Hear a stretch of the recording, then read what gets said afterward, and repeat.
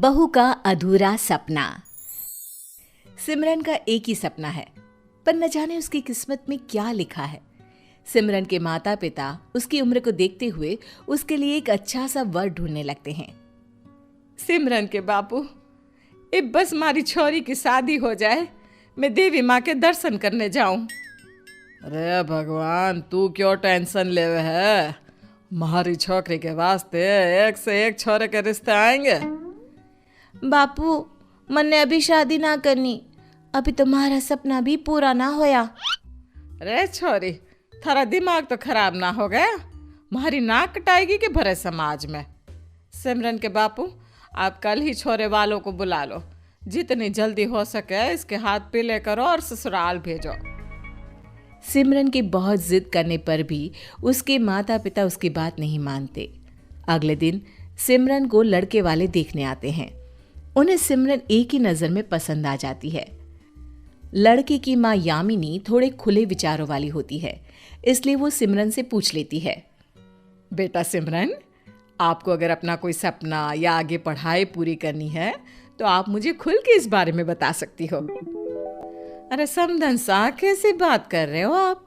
हमने तो अपनी छोरी को खूब पढ़ा दिया। और रही बात सपने की, तो सिमरन का तो ऐसा कोई सपना कभी रहा कोनी। सिमरन की माँ अपनी चतुराई से बात को संभाल लेती है।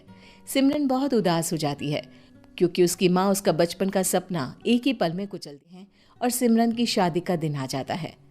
सिमरन शादी के जोड़े में सुंदर तो लगती है, पर उसके चेहरे से उसके अंदर की उदासी साफ नजर आती है।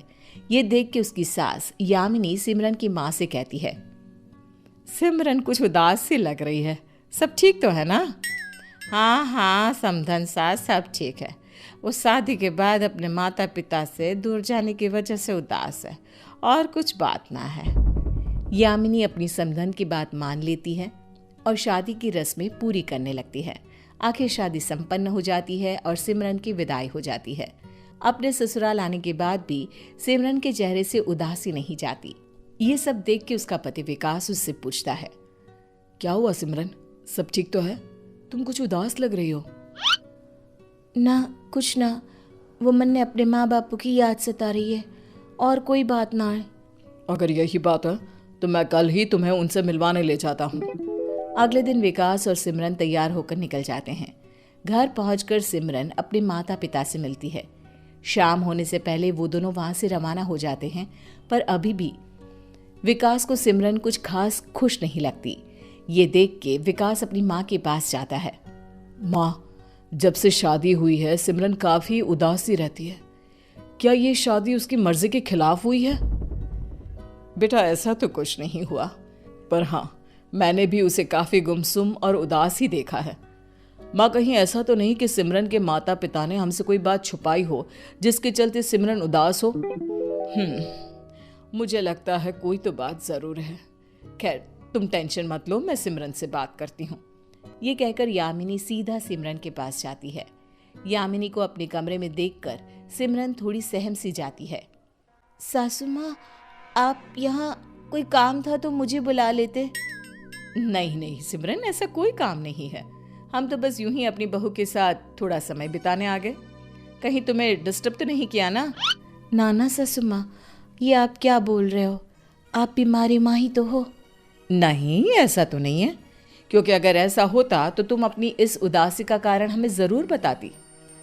ये बात सुन के सिमरन चुप हो जाती है।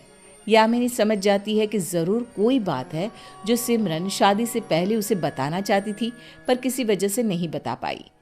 यामिनी बातों को घुमाना शुरू करती है, कुछ अपने बारे में बताती है, कुछ सिमरन अपनी सास को अपने बारे में बताती। दोनों के बीच खूब सारी बातें होने लगती है, या यूं कहिए कि दोनों सास बहू अच्छी दोस्त बन जाती हैं। बातों ही बातों में सिमरन अपने बचपन के सपने के बारे में भी अपनी सास यामिनी को बता देती है। वो सासू माँ, हमारा एक सपना है, मैं इंस्पेक्टर बनना चाहती हूँ, पर अब ये सपना सिर्फ सपना ही रह गया। ये कैसी बात करती हो? मैं हूं ना, तुम्हें तुम्हारा सपना जरूर पूरा करवाऊंगी। और मेरी बहू इंस्पेक्टर बने, इससे ज्यादा खुशी की बात भला और क्या हो सकती है? क्या सच सासू माँ? आप सच कह रही हो? सिमरन अपनी सास की बात सुनकर बहुत खुश होती है और उनके गले लग जाती है। बस फिर क्या था, सिमरन का इंस्पेक्टर बनने का सफर शुरू हो जाता है। बहुत उतार चढ़ाव आते हैं पर सिमरन हार नहीं मानती। धीरे धीरे सब सिमरन को डीमोटिवेट करने लगते हैं, यहाँ तक कि उसके माता पिता भी उसका साथ छोड़ देते हैं। पर यामिनी अपनी बहू का साथ नहीं छोड़ती। आखिर वो दिन आ जाता है जब सिमरन इंस्पेक्टर बन जाती है। सब बहुत खुश होते हैं पर सिमरन के माता पिता अब उससे कोई रिश्ता नहीं रखते।